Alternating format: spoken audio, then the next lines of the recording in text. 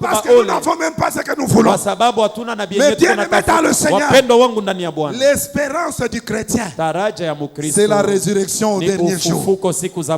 Et la Bible dit, dans Thessaloniciens, la Bible dit, nous ne voulons pas, frères, que vous soyez dans l'ignorance au sujet de ceux qui sont morts. Car le Seigneur lui-même a un signal donné au son de la trompette de l'archange.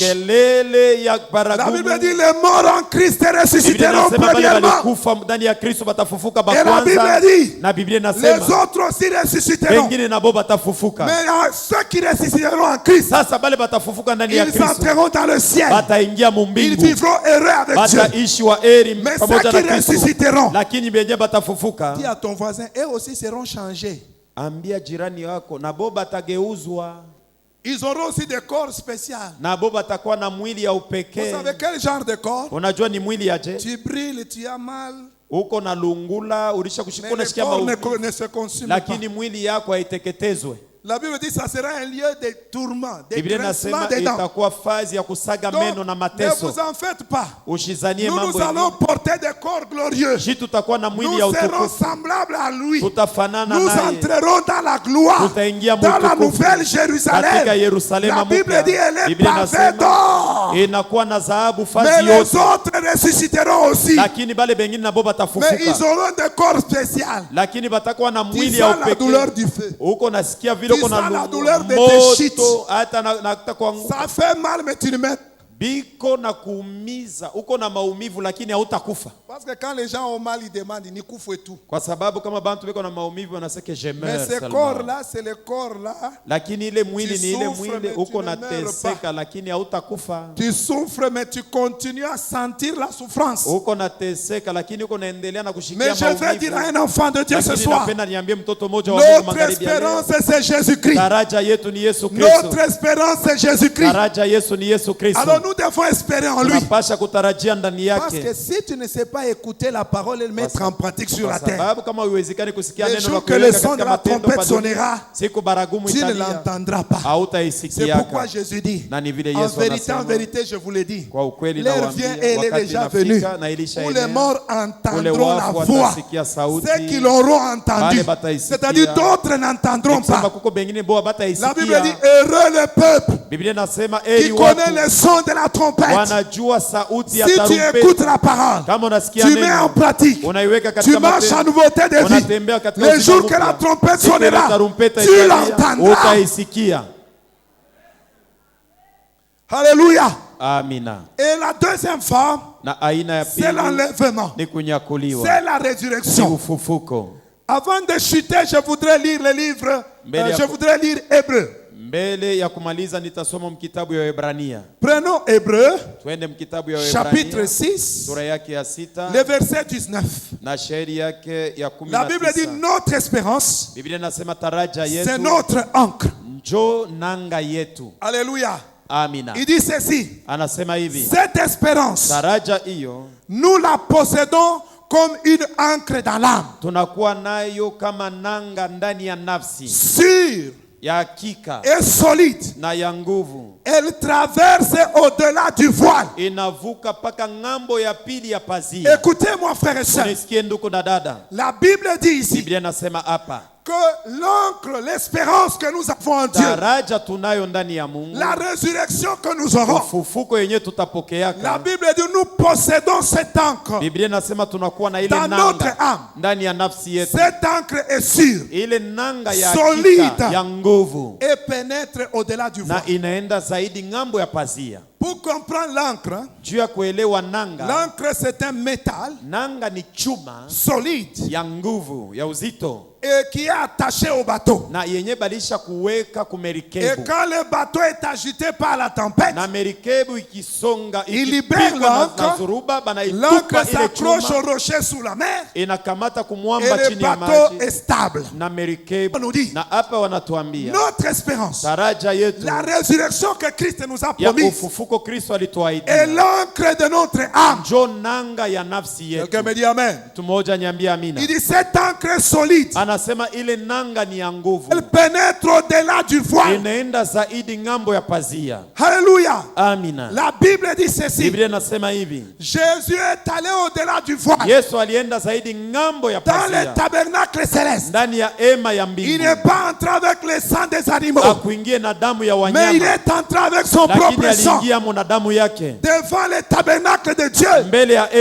Pour déclarer ton salut et mon salut. Le salut de toutes les nations. De toutes les tribus. Et de tous les peuples. La Bible dit il a traversé le tabernacle céleste. Et il est allé au-delà du voile.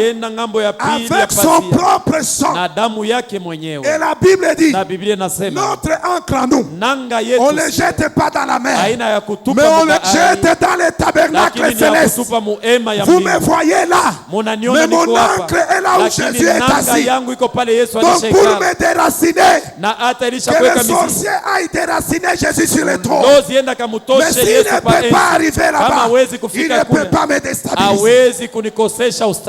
C'est pourquoi celui qui a l'assurance de Dieu, l'espérance en Dieu, il est sûr, il est solide, parce qu'il sait que là où l'encre est accrochée, personne ne peut arriver. C'est pourquoi Paul dit, nous sommes cachés en Christ. Christ est caché en Dieu. Mange Dieu, mange Christ, et tu peux me manger. Mais je sais que c'est impossible. Dieu ne peut pas le manger.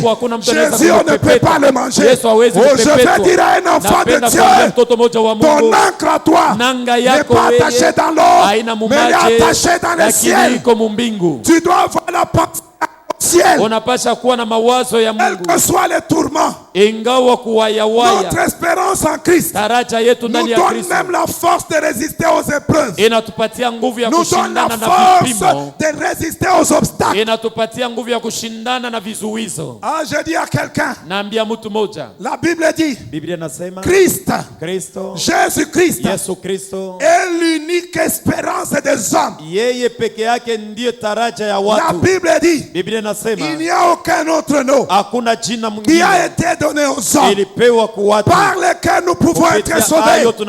Si ce n'est le nom de Jésus, celui qui est mort à la croix pour nous, la Bible déclare il est l'unique. Il n'y en a pas deux, il n'y en a pas trois, il est l'unique. Je dis à quelqu'un ce soir, espère en Jésus. La Bible déclare Christ en nous, c'est l'espérance de la gloire, parce que nous entrerons dans la gloire avec lui. Ce soir, je voudrais t'enlever l'esclavage de la chair, l'esclavage de la terre, que ton espérance soit dans les ciels d'abord et le reste après.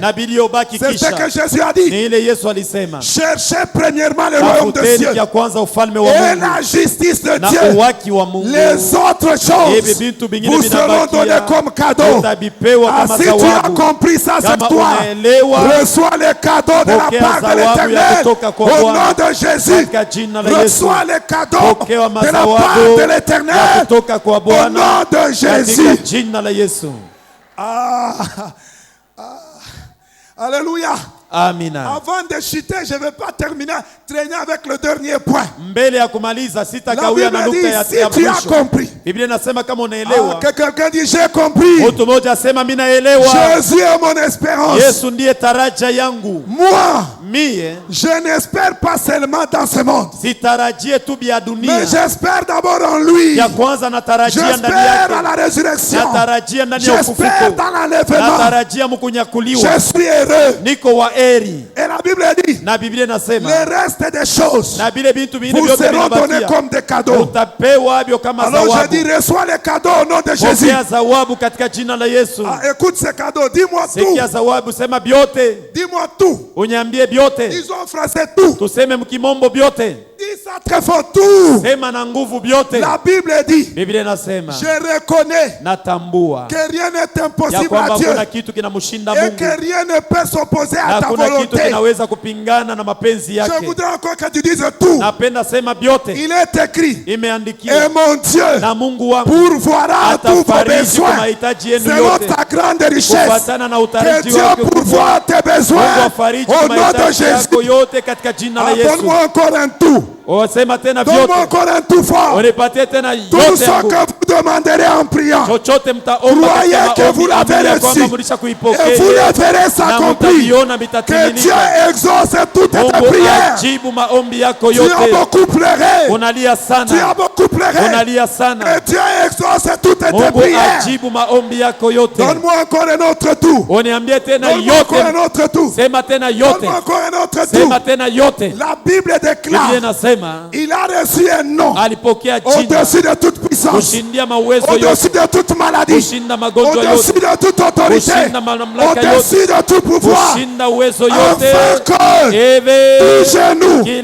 les genoux du corona, les genoux du sida, les genoux de la pauvreté fléchissent en sorte. Au nom puissant de Jésus.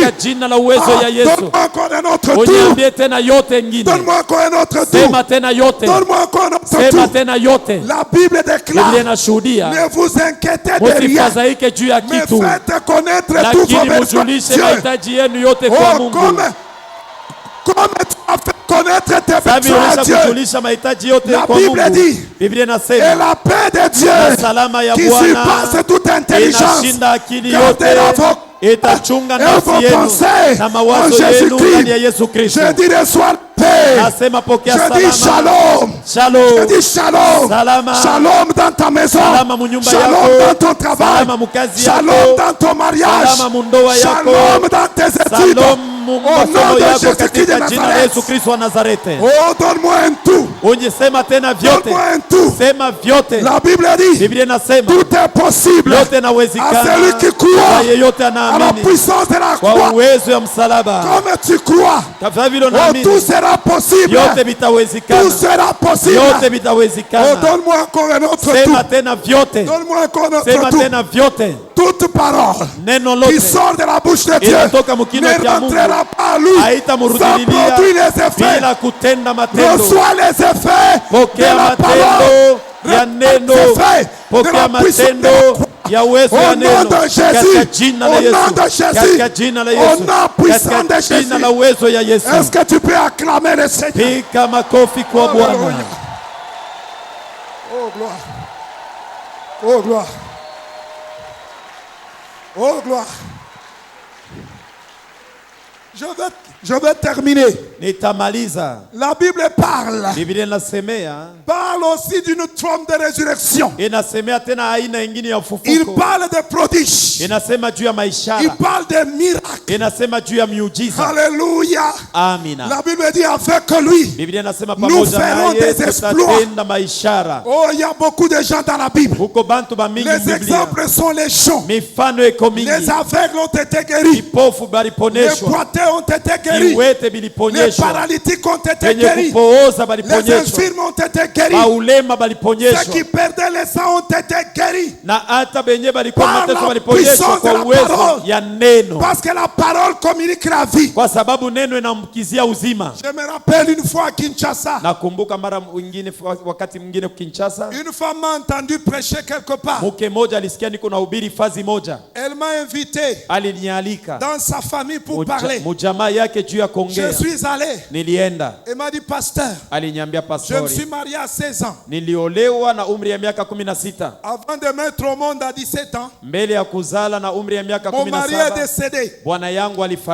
Et quand mon mari est décédé, je suis resté veuve jusqu'à ce jour où j'ai 45 ans. Pasteur, comme tu me vois là, C'est comme si j'ai un mauvais sang. Et puis il me dit, tous les noms de grands pasteurs que tu connais ici à Kinshasa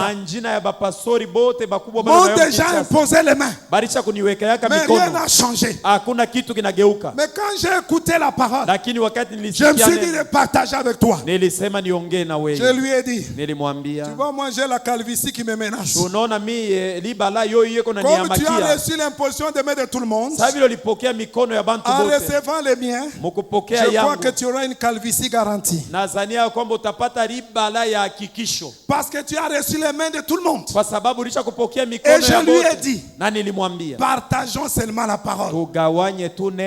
J'ai commencé à lui donner les versets. J'ai commencé à lui donner les versets de guérison. On lisait, je lui laissais des tests, elle lisait. Un jour, elle m'a téléphoné. Elle a dit, frère, viens. Frère Jacques, viens. Et quand je suis allé, elle m'a dit, Dieu est grand. Je suis allé à mon rendez-vous avec le médecin. Comme d'habitude. Quand il m'a examiné, il m'a dit, mais tu n'as plus rien. Tu n'as plus rien. Mais bien aimé, la parole a la puissance de guérir. La Bible dit, il a envoyé sa parole et elle est guérie. La parole a la puissance. La parole a la puissance d'opérer les miracles. La parole a la puissance de changer, de transformer.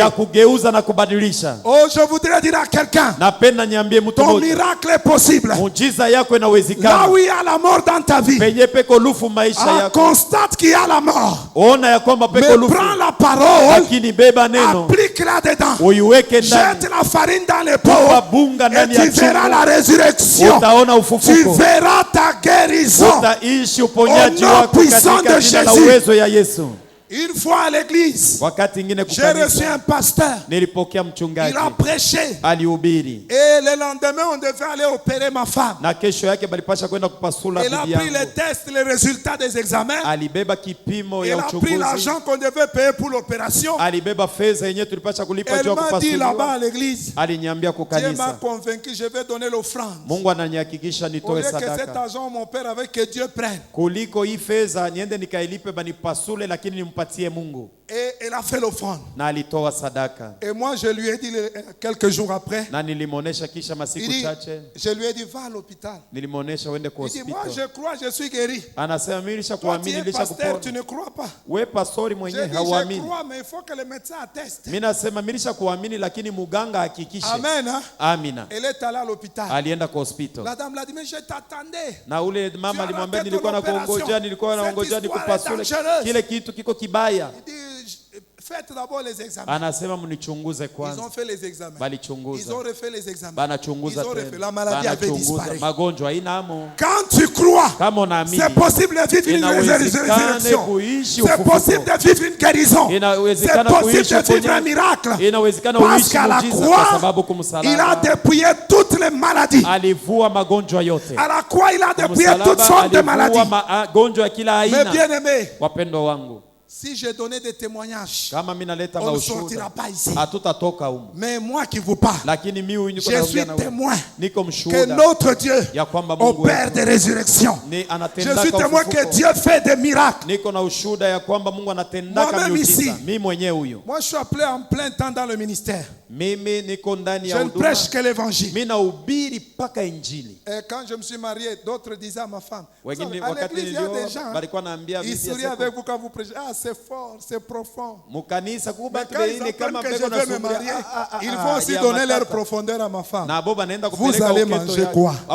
Les feuilles de la Bible. Si Dieu ne t'a pas appelé à ça, ne t'hasarde pas. Il faut avoir entendu ça de Dieu.